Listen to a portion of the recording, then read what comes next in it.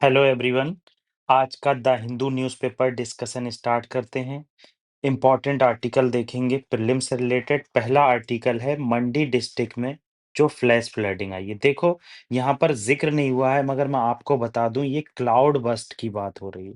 किस तरह से क्लाउड बस्ट होता है, इसी क्लाउड बस्ट को फ्लैश फ्लडिंग के नाम से भी जाना जाता है। फ्लैश फ्लडिंग क्या होती है? जब पर्टिकुलर एरिया में 100 mm से ज्यादा पर आवर, मतलब हर 1 घंटे में 100 mm से ज्यादा बारिश हो जाती है, उसे फ्लैश फ्लडिंग कहते हैं। ये प्रीलिम्स के लिए आप याद रख सकते हैं या नोट कर सकते हैं। तो इस तरह की सिचुएशन देखने को मिल रही है, और ये सिचुएशन देखने को जो मिल रही है, इसका one of the major reason क्या है कि ये क्लाइमेट चेंज, ठीक है। क्लाइमेट चेंज, ट्री लॉस, जो ट्री जो मिट्टी और जो हमारी सॉइल है उसको पकड़े रहती है, उसकी वजह से। और अदर रीजन क्या है? Inhuman inhuman culturalization of geography. मतलब इसका क्या हुआ कि आप इनह्यूमन एक्टिविटी करते हैं, बहुत सारी ऐसे प्लांट लगाते हैं जो पहाड़ों पर नहीं लगाए जाना चाहिए। तो ये पहला आर्टिकल था। दूसरा आर्टिकल रिलेटेड है ढाका से। ढाका कोर्ट कन्विक्ट हसीना इन एब्सेंटिया। मतलब ढाका कोर्ट ने कन्विक्ट किया। देखो, आप जानते हैं शेख हसीना जी, जब से वहां पर तख्ता पलट हुआ है, हुआ है कहाँ पर? बांग्लादेश में। तब से जो है शेख हसीना जी इंडिया में हैं, और इंडिया का एक्सपेडिशन कह लो, कुछ भी कह लो, वो जो है बांग्लादेश चाहता है। तो इससे रिलेटेड हमारे लिए मैपिंग इंपॉर्टेंट है, क्योंकि बांग्लादेश बहुत ज्यादा चर्चा में रहता है। तो हम मैप देख लेते हैं, मैप क्या कह रहा है बांग्लादेश का। देखो, first of all Bangladesh world map पे ऐसा दिखता है। इसका बॉर्डर इंटरनेशनली कितनी कंट्री से मिलता है आपको बताना है। इंटरनेशनली बांग्लादेश का बॉर्डर दो कंट्री से मिलता है। पहला इंडिया, देखो, नॉर्थ में भी मिल रहा है, वेस्ट में भी मिल रहा है, ईस्ट में भी मिल रहा है। मगर साउथ ईस्ट में म्यांमार, दो कंट्री से केवल इसका इंटरनेशनल बॉर्डर मिलता है। ये पॉलिटिकल मैप रहा। फिजिकल मैप देखोगे तो गंगा रिवर यहीं से होकर जाती है, और जैसे ही गंगा रिवर बांग्लादेश में एंटर करती है तो ये पद्मा कहलाने लगती है। क्या कहलाने लगती है? पद्मा। दूसरी इंपॉर्टेंट चीज, जब ब्रह्मपुत्र रिवर इसमें एंटर करती है तो ये जमुना कहलाने लगती है। ठीक है। इस तरह से जब ये मेघना रिवर बांग्लादेश में एंटर करती है तो ये मिलकर एक डेल्टा बनाते हैं, जिसे माउथ ऑफ गंगेस कहा जाता है। यहाँ पर एक सागर आइलैंड है अपने यहाँ पर कहीं, वो साइगर साइगर आइलैंड बहुत चर्चा में रहता है। कॉक्स बाजार बहुत चर्चा में रहता है, क्योंकि कॉक्स बाजार पर रोहिंग्यास का रीडेवलपमेंट हुआ था। और चिटागोंग पोर्ट तो आज़ादी से भी रिलेटेड है, इसका आज़ादी में बहुत जिक्र होता है। आप ये देख लीजिए, ट्रॉपिक ऑफ कैंसर यहाँ से पास करती है। तो इस तरह से मैपिंग को आपको कवर करना है। हम सब कवर कर लेंगे, बस आप रिवीजन करते जाइए। जितनी ज्यादा रिवीजन उतनी करीब सक्सेस। ठीक है। अब नेक्स्ट आर्टिकल किससे रिलेटेड है? कस्टोडियन डेथ से। क्या हुआ है? ये ओपिनियन का आर्टिकल है। जब हम एडिटोरियल डिस्कशन स्टार्ट करेंगे तो ओपिनियन देखा करेंगे कि किसने क्या बोला है। तो कस्टोडियन डेथ जो है वो प्रीलिम्स से रिलेटेड बहुत ज्यादा इंपॉर्टेंट है। क्या होता है, रिसेंटली कुछ न्यूज इमर्ज होकर आई हैं कि पुलिस कस्टडी में क्या है, कुछ लोगों की जो अंडर ट्रायल हैं या कन्विक्टेड हैं, जिनका गुनाह कबूल अभी नहीं हुआ है या गुनाह साबित नहीं हुआ है, तो उनकी डेथ हो जाती है। उसे कस्टोडियन डेथ कहते हैं। कस्टोडियन डेथ और भी कह सकते हैं, किसी इंस्टीट्यूशन में बंदा है वहां डेथ होगी। मगर ओवरऑल अगर आप इंडियन कॉन्टेक्स्ट में देखेंगे तो कस्टोडियन डेथ किसे कहा जाता है? जब किसी की ऐसी अवस्था में मौत हो जाती है जो पुलिस कस्टडी में। तो कस्टोडियन दैट सीआरपीसी के किस आर्टिकल में आता है, ये आर्टिकल 21 का उल्लंघन है या नहीं है, ये सब चीजें हमारे द्वारा देखी जाएंगी। तो पहली इंपॉर्टेंट चीज, क्वेश्चन क्या कह रहा है? कह रहा है कि कस्टोडियन डेथ के रेफरेंस में इंडिया में क्या प्रोविजन है। इसमें फॉलोइंग स्टेटमेंट पर आप ध्यान दीजिए और बताइए कौन सा स्टेटमेंट करेक्ट है। देखो, पहला क्या कह रहा है? Section 176 clause 1A of CrPC mandate a judicial inquiry in case of death in custody. ठीक है, बिल्कुल। सीआरपीसी में ऐसा दिया गया है कि अगर किसी की कस्टोडियन डेथ हो जाती है तो उस केस में जुडिशियल इंक्वायरी होगी। जुडिशियल इंक्वायरी क्या है? जजेस के द्वारा इंक्वायरी की जाएगी, ट्रांसपेरेंट रूप से। उसमें देखा जाएगा कि क्या इन्वेस्टिगेशन में निकल कर आया। दूसरा क्या कहता है, United nation convention against torture, इसका बहुत ज़िक्र होता है, पूरे साल आप ज़िक्र देखोगे। Has been ratified by India, आपने कहीं नहीं सुना होगा इंडिया ने ये रेटिफ़ाई किया, ये बिल्कुल गलत है। इंडिया ने अभी रेटिफ़ाई नहीं किया है, क्योंकि क्या होता है जब पुलिस कस्टडी में कोई होता है, तो अक्सर कैदी के द्वारा ये आरोप लगाए जाते हैं कि ये मुझे टॉर्चर किया है, और ये टॉर्चर जो है United nation convention against torture है। तो इस तरह से पुलिस बहुत ज़्यादा फँसने के चांस रहते हैं, तो इंडिया ने अभी इसे रेटिफ़ाई नहीं किया है, तो दूसरा गलत हो गया। तो अब ये 2 ऑप्शन, तीनों ऑप्शन काट दो, ठीक है? क्योंकि 2 सभी में आ रहा। अब तीसरा ऑप्शन क्या है? Custodian death violate article 21 of Indian constitution. आप जानते हैं article 21 right to life with dignity है। अब भाई डिग्निटी से कोई जी नहीं पा रहा है, उसकी कस्टडी में मौत होगी, तो ऑब्वियस सी बात है ये आर्टिकल 21 का वायोलेशन है। तो तीसरा बिल्कुल सही है। National Human Right Commission has no role in investigation such death, बिल्कुल गलत। नेशनल ह्यूमन राइट कमीशन ही तो है, जो सारा रोल निभाता है कि कैसे, कहाँ, क्या होगा, कैसे इन्वेस्टिगेट किया जाएगा, इसमें किसकी ज़िम्मेदारी है, ये सब चीज़ें नेशनल ह्यूमन राइट कमीशन ही देखता है। ठीक है? तो ये हमने कस्टोडियन दैट से रिलेटेड आर्टिकल डिस्कस किया। नेक्स्ट आर्टिकल है ब्रिक्स से रिलेटेड। देखो ब्रिक्स के बारे में बहुत सी चीज़ें यहाँ बताई गई हैं। देखो ओपिनियन में भी अगर आप एडिटोरियल पढ़ते हैं, हम डिस्कस भी करेंगे, तो ओपिनियन में यही निकल कर आ रहा है कि ब्रिक्स की रिलीवेंस डाउन हो रही है। रिलीवेंस क्यों डाउन हो रही है? जैसे कि ब्रिक्स में बहुत सारी एक्टिविटी नहीं हो पा रही है, ये एक इनफॉर्मल ग्रुप है। आप अगर देखेंगे, आपको अभी मैं पढ़ाऊंगा, तो ये एज अ इनफॉर्मल ग्रुप कहा गया। इनफॉर्मल ग्रुप क्या हो गया, क्यों कहा गया? देखो है internet, sorry, inter governmental organisation, मगर इनफॉर्मल ग्रुप कहा जाता है। क्यों कहा जाता है? इनफॉर्मल ग्रुप कहने के पीछे रीजन है कि कोई भी इसकी बात बाइंडिंग नहीं होती है, इसका सेक्रेटेरिएट परमानेंट नहीं है। तो इस तरह की चीज़ें जब आती हैं, तो उसे इन्फॉर्मल ग्रुप कहा जाता है।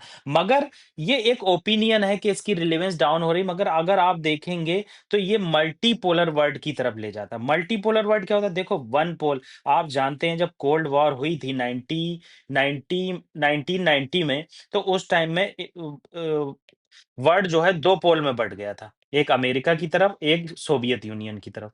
तो इस 2 पोलर को खत्म करने के लिए हमारे लीडर्स ने क्या कॉन्सेप्ट दिया कि वर्ल्ड जो है मल्टीपोलर होना चाहिए, और यहाँ पर सभी की सहभागी होना चाहिए। तो ये सब बातें कही गई। तो हम ब्रिक्स को डिस्कस कर लेते हैं। ब्रिक्स कैसे, देखो ये तो मैंने बताई है कि आपको इस क्वेश्चन के बारे में, आप ब्रिक्स देख लेते हैं। देखो ब्रिक्स में रिसेंटली इंडोनेशिया ने ज्वाइन किया था। ये रिसेंटली जब इंडोनेशिया ने इसे ज्वाइन किया, तो 10 मेंबर हो गए थे। देखो पहले स्टार्टिंग में जब ब्रिक्स फॉर्म हुआ, आप ब्रिक्स का थोड़ा-सा स्टार्टिंग देख लो, कैसे ब्रिक्स फॉर्म हुआ, इसमें क्या देखो, जब ब्रिक्स फॉर्म नहीं हुआ था 2001 में, इसमें नहीं दिया होगा वो, मैं आपको बता रहा हूँ। 2001 में जब इनिशियल इस कॉन्सेप्ट आया, तो ये एक ब्रिक कॉन्सेप्ट था। ब्रिक क्या था? ब्रिक का मतलब ब्राज़ील, रसिया, इंडिया, चाइना। ये ओ'नील जिम ओ'नील नाम के एक इकोनॉमिस्ट थे, जिम ओ'नील नाम के एक इकोनॉमिस्ट थे। उन्होंने एक रिसर्च पेपर पब्लिश किया था, तो उसमें ये कॉन्सेप्ट दिया गया था। मगर इसकी जो इनफॉर्मल मीटिंग हुई, मतलब कोई भी ऐसी डिप्लोमेटिक मीटिंग 2006 में हुई, जब यूनाइटेड नेशन जनरल असेंबली की मीटिंग हुई। मतलब यूनाइटेड नेशन जनरल असेंबली की साइडलाइन में इसकी मीटिंग हुई। मगर फॉर्मल मीटिंग अगर हुई इसकी फर्स्ट टाइम, तो आप देखेंगे ये 2009 में फॉर्म मीटिंग हुई इसकी रसिया में। ये आपको याद रखना है। दूसरा पॉइंट याद रखना है कि इसकी first time as a formal meeting लोग आए, बाकायदा बुलाया गया लीडरों को, कब हुई? 2009 में रसिया में हुई। 2010 में क्या हुआ? अफ्रीका ने पार्टिसिपेट कर लिया। तब ये ब्रिक्स से लेकर ब्रिक्स बना, ठीक है, जैसे यहाँ बताया गया। तो ये इंपॉर्टेंट चीज आपको जानना चाहिए थी। दूसरी इंपॉर्टेंट चीज क्या है? 2024 में किन किन मेंबर ने पार्टिसिपेट किया?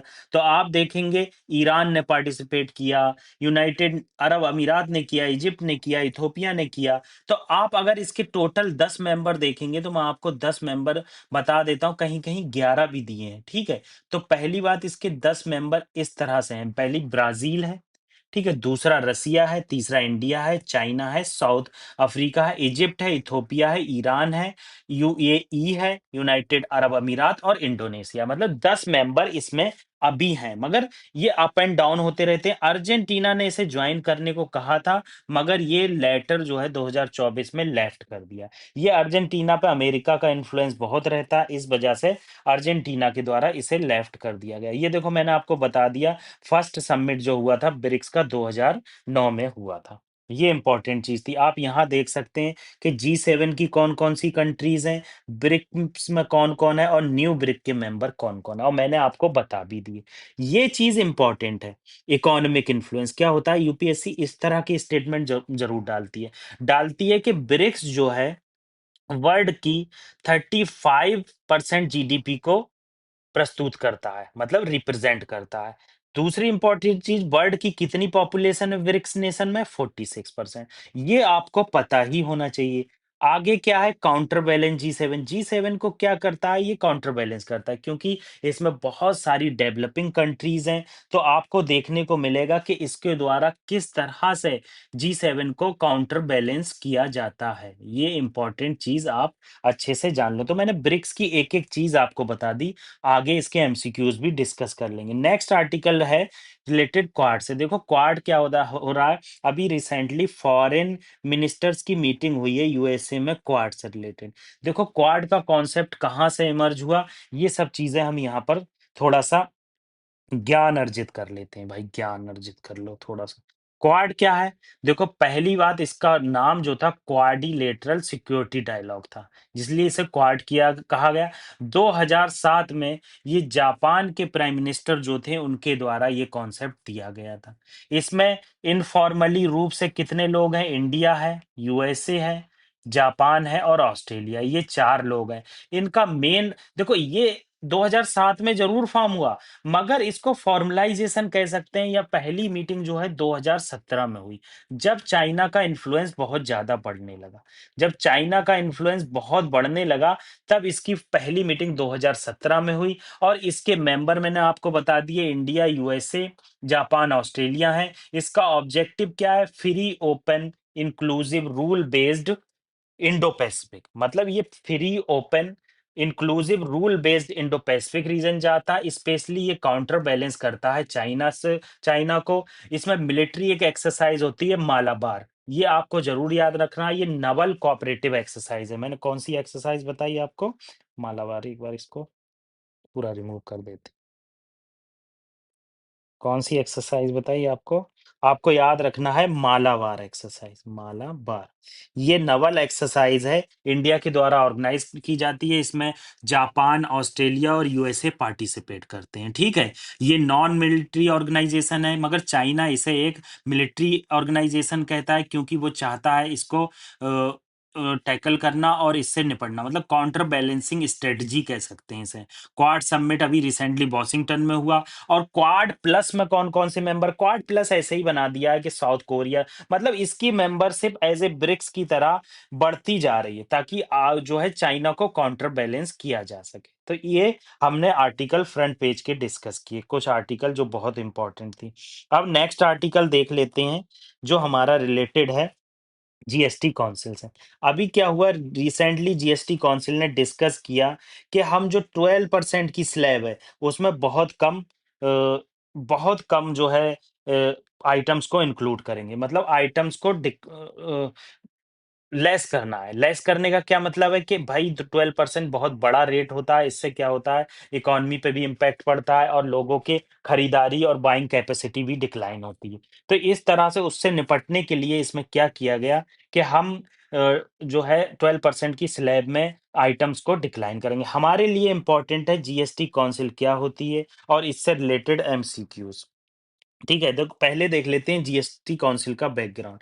देखो जब गुड्स एंड सर्विसेज टैक्स आया, जिसे जीएसटी कहते हैं, तो ये एज़ अ 122वां अमेंडमेंट था, मतलब कॉन्स्टिट्यूशनल 122nd अमेंडमेंट बिल, ठीक है? बिल था ये, एक्ट नहीं था।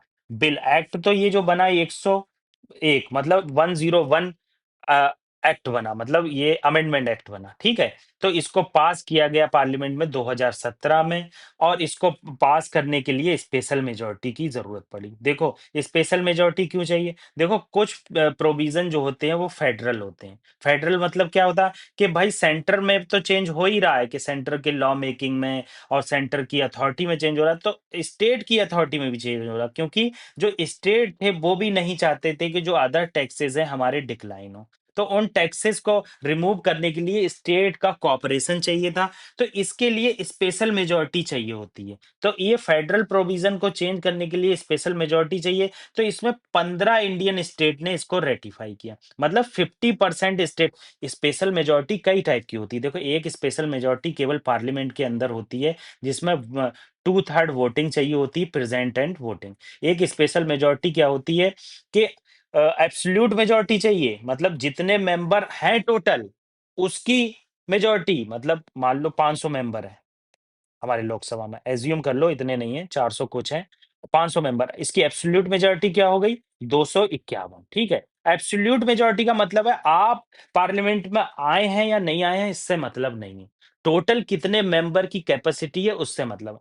और एक मेजॉरिटी चाहिए होती है 2/3 प्रेजेंट एंड वोटिंग, मतलब जितने लोग प्रेजेंट है, मतलब 400 लोग आज प्रेजेंट है, तो इसकी 2/3 निकाला जाएगा, ठीक है? और प्लस चाहिए होती है 50% स्टेट की रेटिफिकेशन, ठीक है? तो ये स्पेशल मेजॉरिटी की यहाँ ज़रूरत पड़ी थी। मैंने ये अच्छे से बताया ताकि क्लैरिटी आपको बनी रहे, ना तो ये जो पॉइंट है आपका कवर नहीं हो पाएगा अगर आपकी क्लैरिटी नहीं आएगी, ठीक है? ये एक जॉइंट फोरम है जिसमें सेंटर और स्टेट दोनों पार्टिसिपेट करते हैं। प्रेसिडेंट के द्वारा ये सेटअप की गई है GST council under article 179 A, clause A. ये इंपॉर्टेंट है, ये आर्टिकल आपको याद होना चाहिए कि जीएसटी काउंसिल किस आर्टिकल के तहत बनाई गई है। सेंटर से जो मेंबर है, यूनियन फाइनेंस मिनिस्टर चेयरपर्सन होते हैं, मतलब जीएसटी काउंसिल को चेयर करते हैं। और यूनियन मिनिस्टर ऑफ स्टेट कौन से होते हैं? देखो, तीन तरह की कैटेगरी होती है। एक तो मेन मिनिस्टर होते हैं, कैबिनेट मिनिस्टर। एक मिनिस्टर ऑफ स्टेट होते हैं, और एक मिनिस्टर और होते हैं जो कॉपरेट करते हैं, एज अ डिप्टी मिनिस्टर कह सकते हैं। तो मिनिस्टर, इनके पास बहुत बड़ी अथॉरिटी होती है, साइन करते हैं, बाकायदा मीटिंग में पार्टिसिपेट करते हैं। मिनिस्टर ऑफ स्टेट क्या करते हैं? हेल्प करते हैं। जैसे कोई भी मंत्रालय के अंतर छोटा सा ऑफिस है, वो दे दिया जाएगा, साइन करने की कैपेसिटी दे दी जाएगी। डिप्टी मिनिस्टर कौन होते हैं? भाई, इनके पास कोई साइन करने की कैपेसिटी नहीं होती, केवल आप बैठिए साथ में और मुंह देखिए, ठीक है, मिनिस्टर का। अगला पॉइंट क्या है? Each state can nominate. अब ये चेयरपर्सन तो होती हैं, इसके अलावा ईच स्टेट के द्वारा एक फाइनेंस मिनिस्टर और टैक्सेशन से रिलेटेड मिनिस्टर को नॉमिनेट किया जाता है जीएसटी काउंसिल से लिए। सही है? आपको मैंने बताया ये 101 कॉन्स्टिट्यूशनल अमेंडमेंट एक्ट था, और बिल तो आपको याद नहीं रखना है, मगर ये एक्ट याद रखना है कौन सा अमेंडमेंट एक्ट था, ठीक है? ये एक इनडायरेक्ट टैक्स है, वन नेशन वन टैक्स के रिफॉर्म को इंट्रोड्यूस करता है, स्लोगन को। इसमें क्योंकि बहुत सारे टैक्स इसी में आ जाते हैं, जैसे excise tax, value added tax, service tax, luxury tax. क्या होता था, जैसे मान लो ये हमारा कोई स्टेट है, इसके अंदर दो दो डिस्ट्रिक्ट है, और ये अदर स्टेट है। अब भाई, इस स्टेट से इस स्टेट में गया, तो यहाँ पर टैक्स लगता था पहले, ओरिजिन बेस्ड टैक्स था, मतलब ये स्टेट पहले ही टैक्स लगा देता। अब भाई, तुम इसके अंदर गए तो फिर से टैक्स लग गया। अब डिस्ट्रिक्ट टू डिस्ट्रिक्ट गए, फिर से टैक्स लग गया। अब इसको खत्म करने के लिए, ओरिजिन बेस्ड टैक्स को खत्म करने के लिए, यहाँ पर डेस्टिनेशन बेस्ड आया, फाइनल कंजम्पशन। मतलब अगर पार्ले जी यहाँ से ए स्टेट से बी स्टेट में जा रहा है, तो बी स्टेट के अंदर जो है टैक्स लगेगा, ठीक है? ये इंपॉर्टेंट पॉइंट, ये आपको याद रखना है। अब आप एक क्वेश्चन देख लो ताकि आपकी क्लियरिटी हो जाए। With reference to the GST in India, consider the following statements. The power to levy GST was derived from constitutional amendment which insert Article 279A into the Constitution। बिल्कुल सही है भाई, इसी से तो पावर ड्राइव करता है GST council. Petroleum product are currently outside the purview of GST. बिल्कुल ठीक। पेट्रोलियम प्रोडक्ट जो है आउटसाइड रखे गए हैं, क्योंकि स्टेट का कहना था कि हमारे पास टैक्स की अथॉरिटी कम हो जाएगी, और टैक्स पैसा कम हो जाएगा, तो हम वेलफेयर स्कीम्स में खत्म नहीं कर पाएंगे। GST council recommendation are binding on the centre and state government. बिल्कुल गलत। आपको ये सही लगता होगा, नहीं। सुप्रीम कोर्ट की रिसेंटली वर्डिक्ट थी, बंगाल ने क्या कहा कि भाई जीएसटी काउंसिल जो टैक्स से रिलेटेड स्लैब बना रही है, उसमें हम अमेंडमेंट चाहते हैं और हम अपना टैक्स सिस्टम चाहते हैं। तो बंगाल ने क्या किया, अपना टैक्स सिस्टम इंट्रोड्यूस किया। तो ये जीएसटी काउंसिल की जो रिकमेंडेशन है भाई, बाइंडिंग नहीं है, याद रखना। बहुत अच्छा सुप्रीम कोर्ट की वर्डिक्ट थी ये। GST is a destination based tax, value added levied only at a final final point of consumption. क्या आपके हिसाब से ये सही है? बिल्कुल ठीक है ये, याद रखना। ऐसी चीज, बिल्कुल टफ क्वेश्चन दे रहे हैं तो आपको इजी क्वेश्चन इजीली सॉल्व हो जाए। देखो कौन कौन सा ठीक है। पहला सही है, दूसरा सही है, चौथा सही, तीसरा मैंने आपको बताया ये गलत है, क्योंकि इसकी रिकमेंडेशन बाइंडिंग नहीं होती है। सुप्रीम कोर्ट का जजमेंट भी मैंने बताया। अब आप देख लो क्या कह रहा है, GST council recommendation are not binding, the only recommendatory in nature, supreme court judgment Mohit minerals case 2022। ये याद रखना, मोहित मिनरल केस। याद तो नहीं रख सकते हर चीज, मगर आप रिवीजन कर सकते हैं। Revision is the key of success. ठीक है।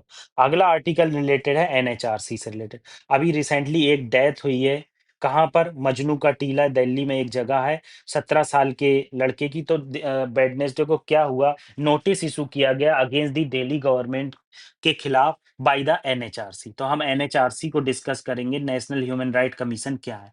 देखो, national Human Right commission specially हमारे कॉन्स्टिट्यूशनल राइट को प्रोटेक्ट करता है। और जो स्पेसिफिकली कहेंगे तो आर्टिकल 21 को। आर्टिकल 21 क्या है? Right to life with dignity. तो protect right related to life, liberty, equality, dignity of individual.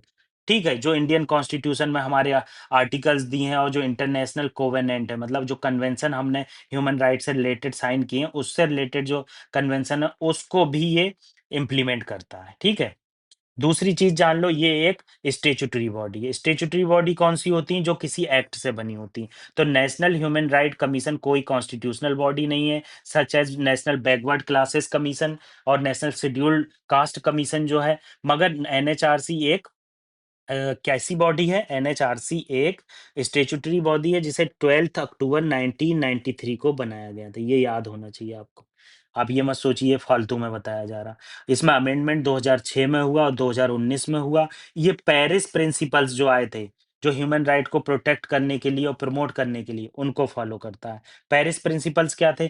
कि भाई कोई भी किसी कंट्री में ह्यूमन के राइट को प्रोटेक्ट करेगा, विमेन को प्रोटेक्ट किया जाएगा, चाइल्ड को पोर्नोग्राफी से प्रोटेक्ट किया जाएगा, ये सब चीजें ये आए थे 1991 में। उसके बाद ये एक्ट आया। कभी कभी क्रोनोलॉजी यूपीएससी पूछ लेता है कि हमारे इंडिया ने नेशनल ह्यूमन राइट कमीशन जो है पहले ही बना दिया था पेरिस प्रिंसिपल से पहले। इससे क्या हुआ, इंडिया की वाहवाही हुई। बिल्कुल गलत हो जाएगा ऑप्शन में, क्योंकि पेरिस प्रिंसिपल बहुत पहले आ गए थे। इसमें एक चेयरपर्सन होता है, 5 फुल टाइम मेंबर होते हैं और 7 पार्ट टाइम मेंबर होते हैं। मतलब ये मल्टी मेंबर बॉडी, बस आपको इतना याद रखना है। ये एक मल्टी मेंबर बॉडी है। इसके चेयरपर्सन जो होते हैं वो former chief justice of India हो सकते हैं या सुप्रीम कोर्ट के जज हो सकते हैं। देखो, यहाँ पर एक चीज अच्छे से जान लो, जब 2019 में अमेंडमेंट नहीं आया था, जब अमेंडमेंट नहीं आया था तो केवल former chief justice of India इसके चेयरपर्सन बन सकते थे। लेकिन क्या हुआ, 2019 के अमेंडमेंट के बाद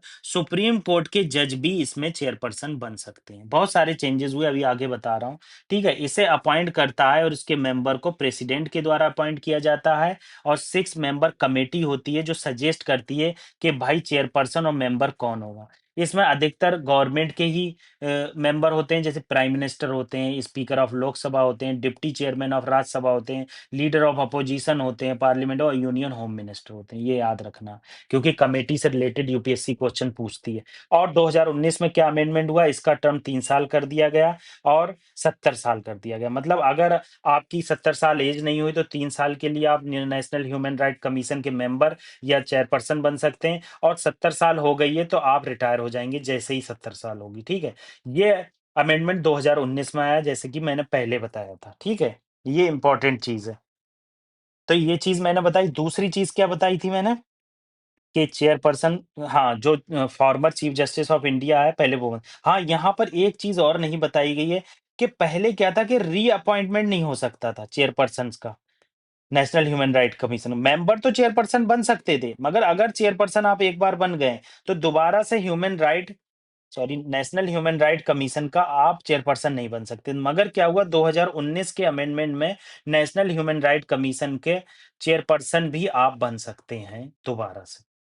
ये चीज़ है। ये अमेंडमेंट क्यों बताए गए, ताकि यूपीएससी ऐसे क्वेश्चन पूछ सकती है। जैसे यूपीएससी कभी-कभी ऐसे पूछती है क्वेश्चन कि सेबी पहले एक स्टैट्यूटरी अथॉरिटी नहीं था, जो स्टॉक से रिलेटेड है। मगर क्या हुआ, सेबी ने उसके बाद इसमें एक एक्ट आया और उसके बाद उसे स्टैट्यूटरी अथॉरिटी बनाया गया। बिल्कुल सही होगा। इस तरह से पूछती है। तो इस तरह से ये भी क्वेश्चन बन सकता है। इसलिए आपको इतनी बकवास कह सकते हैं, कुछ भी कह सकते हैं, मगर इसलिए आपको बताया जा रहा है।